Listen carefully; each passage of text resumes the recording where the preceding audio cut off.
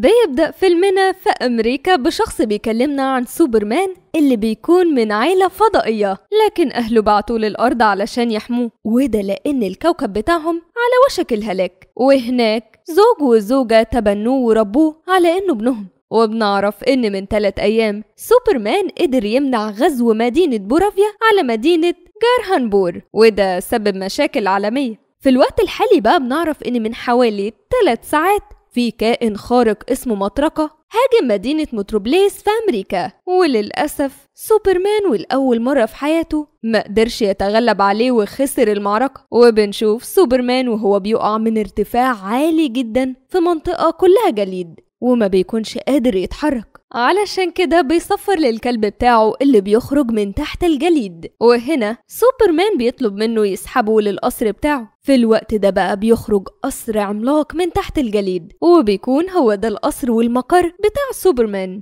المهم ان سوبرمان اول ما بيدخل للقصر الروبوتس بتاعته بتاخده تعالجه بالطاقة الشمسية، وفي كام دقيقة بس كل الكسور والإصابات اللي في جسمه بتتعالج. وهنا بيشغلوا له رسالة واصلاله من أهله البيولوجيين، وبتكون الرسالة معناها إنهم مفتقدينه جدا، لكن كانوا مضطرين يبعدوه، وإنه أملهم الوحيد علشان ينقذوا كوكبهم. لكن الكوكب ماله أو إيه اللي بيمروا بيه ما بيقدرش سوبرمان يعرف، لأن باقي الرسالة ما بتكونش شغالة بسبب ضرر حصل لها وهي بتتبعت لكوكب الأرض. في الوقت ده سوبرمان بيقرر ما يستسلمش ويرجع يكمل مواجهته مع المطرقة قبل ما يدمر المدينة، لكن وللأسف للمرة التانية بيخسر المعركة وبيقع برضه من ارتفاع عالي جدا، وده لأن لوكسي أكتر واحد بيكرهه سوبرمان مبرمج مطرقة على إنه يكون حافظ كل الحركات اللي بيستخدمها في مواجهاته علشان يعرف يصدها. ده غير إنه مبرمجه كمان على أكتر من 3500 حركة دفاعية يقاتل بيهم. وتاني يوم بنشوف شاب اسمه كلارك وهو رايح للصحيفة اللي بيشتغل فيها، وبنكتشف إن هو نفسه سوبرمان، لكن محدش يعرف ده ولا حتى أصدقائه المقربين. ومن كلامه مع حبيبته وصاحبه بنعرف إن بسبب المواجهة بتاعة امبارح 20 شخص اتصابوا، ده غير كمان إن حصل أضرار قيمتها 20 مليون دولار. وفي الأخبار بنشوف وزير دفاع دولة بورافيا بيتكلم وهو متعصب عن سوبرمان، وإن ما كانش من حقه يتدخل ويوقف غزوه على مدينة جارهانبور، وبيكون واضح كده إنه مش ناوي يعدي اللي حصل ده على خير. في نفس الوقت ده بنشوف لوسكي مجمع كبار شخصيات الدولة وبيعرض لهم أقوى روبوتس والكائنات الخارقة اللي صنعها، وبيكون عايزهم يستثمروا فيهم علشان يحموا الدولة، وإن ما ينفعش يثقوا في كائن فضائي زي سوبرمان، وبيحاول على قد ما يقدر يشوه صورته قدامهم. لكن لأن سوبرمان ليه فضل كبير عليهم وياما أنقذهم من مصايب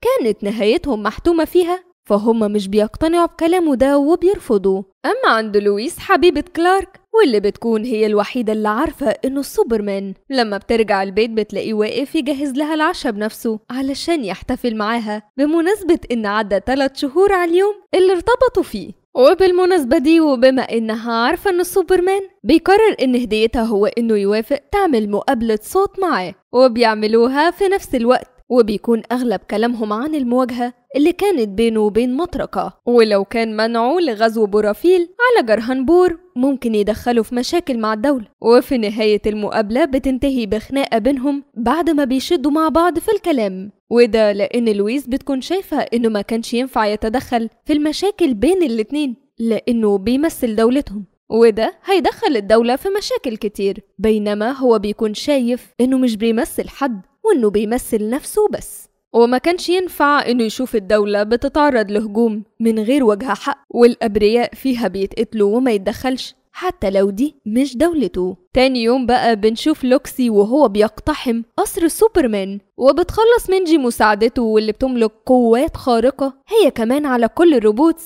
بتاعة سوبرمان، وهنا بتبدأ تسرق كل المعلومات الخاصة بيه وبتخزنها في عقلها، حتى رسالة والده ووالدته بتقدر تصلح الجزء اللي عطلان منها وتاخدها هي كمان. في نفس الوقت ده بنشوف سوبرمان وهو بيقاتل وحش عملاق بيهدد أمن الناس في الشارع وبيدمر المباني من غير أي أسباب. الوحش ده بيكون قوي جدا بسبب إن عنده القدرة على بخ النار، فبيسبب خسائر كتيرة في المدينة لحد ما بيوصل 3 من الأبطال الخارقين المعروفين باسم فريق العدالة بيساعدوا سوبرمان، وباتحادهم سوا بيقدروا يخلصوا على الوحش. ولما بيقفوا يحتفلوا مع الناس بيتصدم سوبرمان بأن الأخبار بتتكلم عنه، وبيتقال إنه متكلف من أهله بإنه يدمر كوكب الأرض. وبينتشر الجزء العطلان من رسالة أهله واللي بيقولوله فيها إنه لازم يحكم كوكب الأرض لأن كوكبهم خلاص على وشك الهلاك، وإن أي حد يرفض سلطته يخلص عليه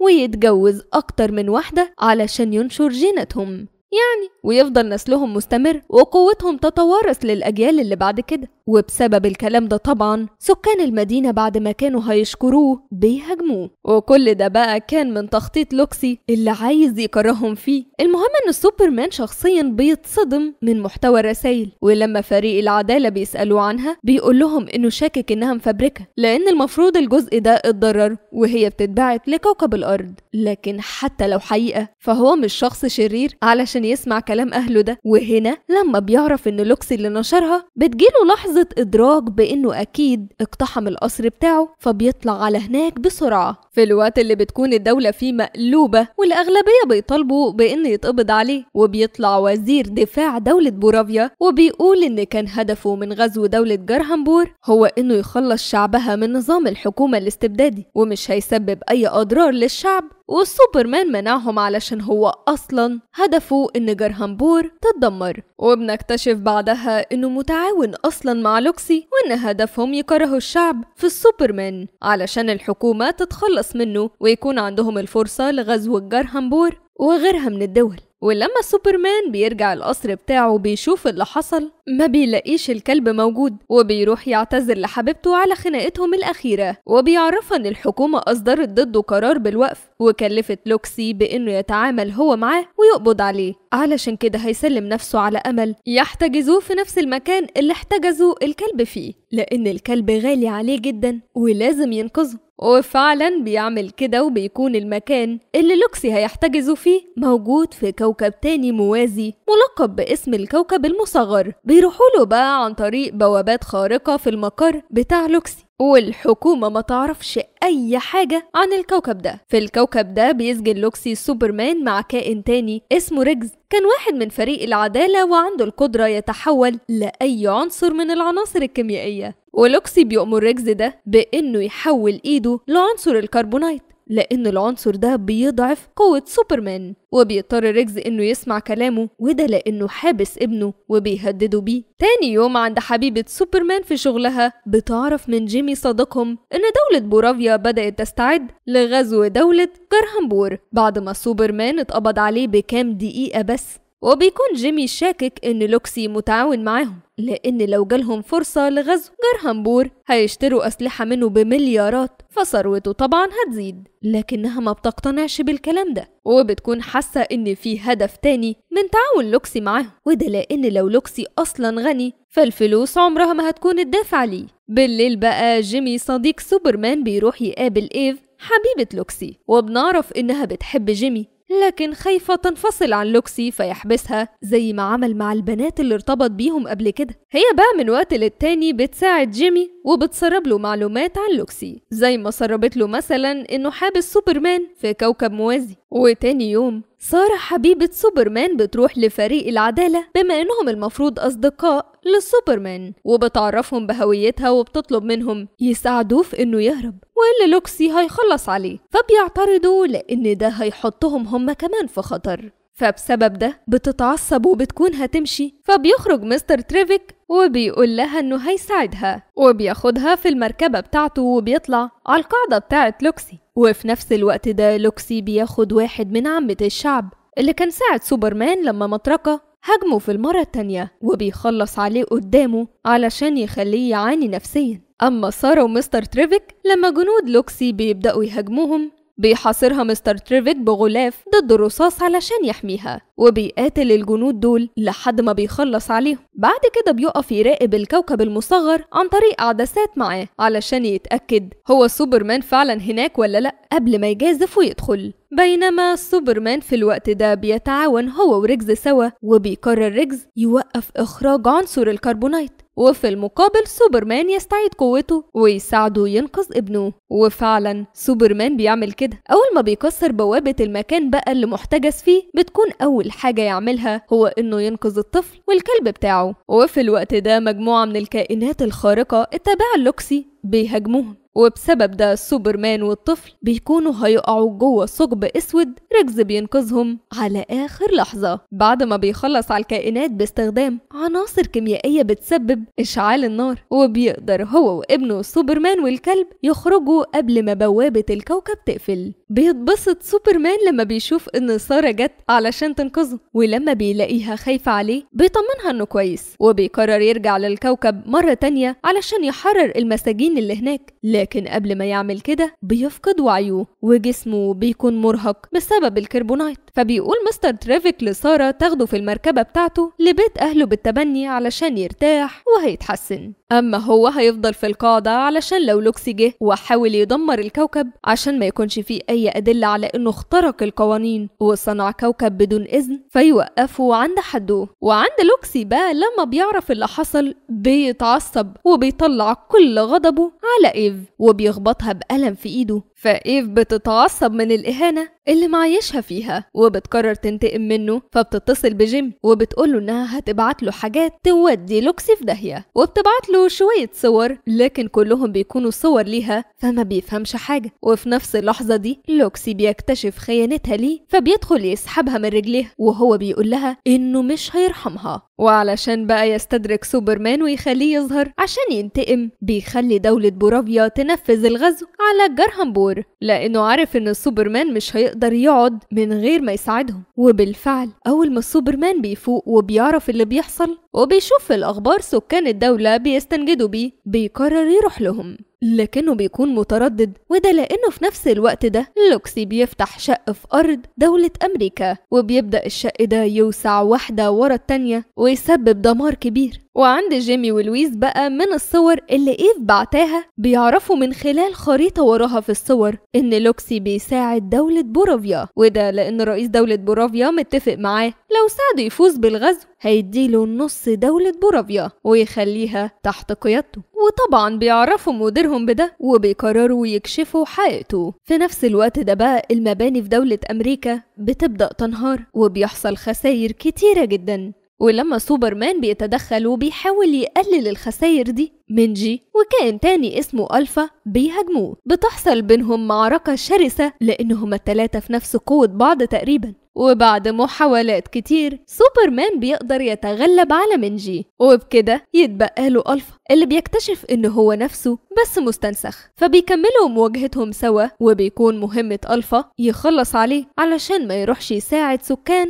جرهامبور. لكن اللي لوكسي ما بيكونش عامل حسابه أبدا إن فريق العدالة كله تعاون مع سوبرمان وقالوا له يهتم هو باللي بيحصل في دولتهم وهم هيروحوا يساعدوا سكان جرهامبور. وبيوصلوا في الوقت ده للدولة وبيتقاتلوا مع جنود بورافيا اللي بيكونوا بيقتلوا في الشعب من غير رحمة. أما بقى عند وزير دفاع دولة بورافيا لما مساعدينه بيحاولوا يقنعوه يدي أمر للجنود بالانسحاب لأن استحالة هيقدروا يتغلبوا على فريق العدالة، بيرفض. وفي الوقت ده بتهجم عليه واحدة من فريق العدالة بتاخده وبتطير بره المبنى، فبيستهزأ بيها وبيكون واثق إنها مش هتقتله، فبتديله الصابونة وبتسيبه يقع. وعند سوبرمان بعد معركة شرسة مع ألفا الطرفين فيها نفس القوة، بيقدر سوبرمان يتغلب عليه بمساعدة الكلب بتاعه. في الوقت ده مستر ترافيك بيوصل لمكانه وبيقوله إنهم لازم يوصلوا حالا لمكان لوكسي علشان يوقفوا الشق اللي فتحوا في أرض دولتهم واللي بدأ يتوسع ويسبب خسائر أكتر. وبيقدروا إنهم يوصلوا فعلا لمكانه على آخر لحظة وبيوقفوا الشق ده قبل ما الدولة كلها تتدمر.